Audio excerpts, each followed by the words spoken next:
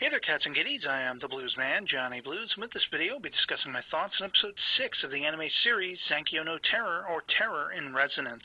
And this was really just upping the game of the bluffing and the one-upsmanship going on between 5, 9, and 12, respectively. And it's very interesting to me how this is all unfolding in an airport by the end of this episode, and very much in a similar manner as to how I described the game of wits going on between Shibazaki and Sphinx, respectively, in previous episodes. I referred to it as a chess game of wits, if you will. And it's just ultimately interesting that we have 5 bringing forth the literal interpretation of that, making this airport a chess game, and picking up on a game that goes all the way back to their childhoods.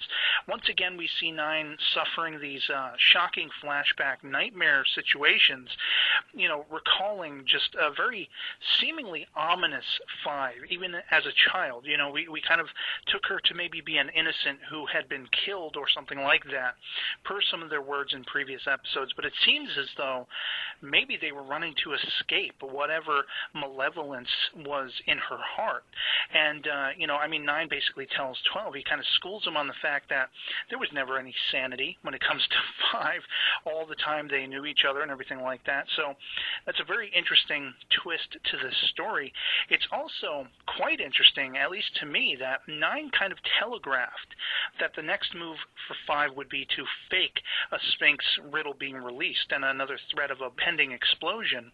And that's exactly what happened, this event that's taking place as we leave off with the cliffhanger in this airport.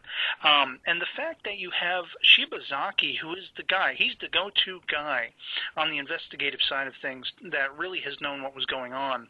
And now, these Americans, these FBI agents and everything are kind of counterintuitively, you would think, getting involved and becoming the sort of lead force. Nothing now can be done unless it passes through them, because they're setting up essentially 9 and 12 and trying to lure them out through 5's, this game that she's unfolding.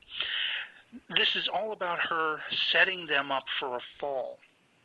And I love the twist in the fact that we have 9 and 12. We're still not ultimately clear what their motivations are, what they're trying to make up for by being the pseudo-terrorists that they are, but they are concerned with preserving life. They're not trying to kill people. They're not trying to harm people. Much as Shibazaki noted, they have a message behind what they're doing, that they're trying to put forth. And I wonder if they're trying to weed out those who might be reciprocative of such a message. Back in episode 1 or whatever it was, we had 9 saying, well, I'm looking for you. He was very much talking to himself, referencing the fact that somebody he was expecting, somebody he was looking for or calling out with what he was doing. Could that be 5? At the time I thought that was Shibazaki. And it's interesting that Shibazaki, he is a guy who is not going to sit back and take orders. They were basically all ordered. This goes through the FBI people and everything like that. And being the lone wolf, as uncool as his subordinate suggests it is, we see the loyalty there. I love that on the investigative side, you have that loyalty of like those 5, 6 guys. They're going to go with Shibazaki to this airport once they've figured out this faux riddle that the faux Sphinx put out there. Shibazaki even suspects that. He even says to, nobody in particular, is this really even them? He gets that sense, but still he's very much taking the reins of control. He's not going to let the FBI just come in and do all of this themselves. And it was really just kind of off the wall hearing them speaking American English. It wasn't translated for some of those scenes, and it's just kind of, I guess, playing toward the realism of this series and the cunning of this series to go ahead and put that in there, because that would be the real scenario as it would play out if it really happened in the real world. We're poised by the end of this episode with 9 and 12 becoming the heroes. They decided, isn't it weird, but we have to go and stop the bomb from happening. We're supposed to be the terrorists, 12 says to 9.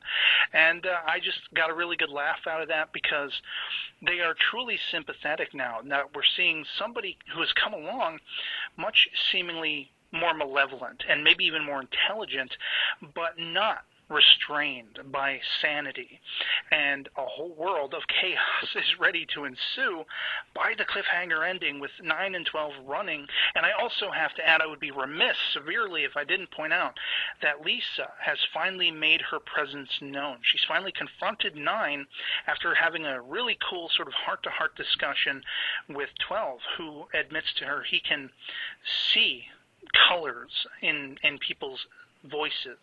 I know there is also a sensitivity of people who can see auras and colors that way in people.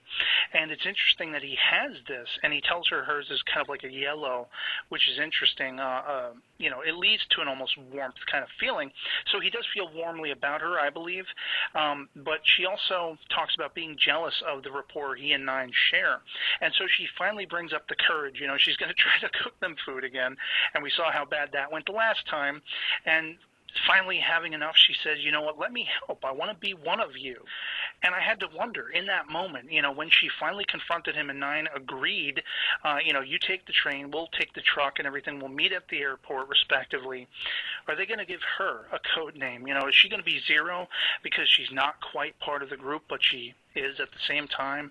And it's just very interesting things to contemplate as we are heading into part 2 of this story set up in this particular episode. Exciting series. I was on the edge of my seat once again, and I just can't wait to see how this is going to play out. So yeah, otherwise it'll be pretty much it for me on this. I hope this video finds you well, and I'll catch you all later. Peace.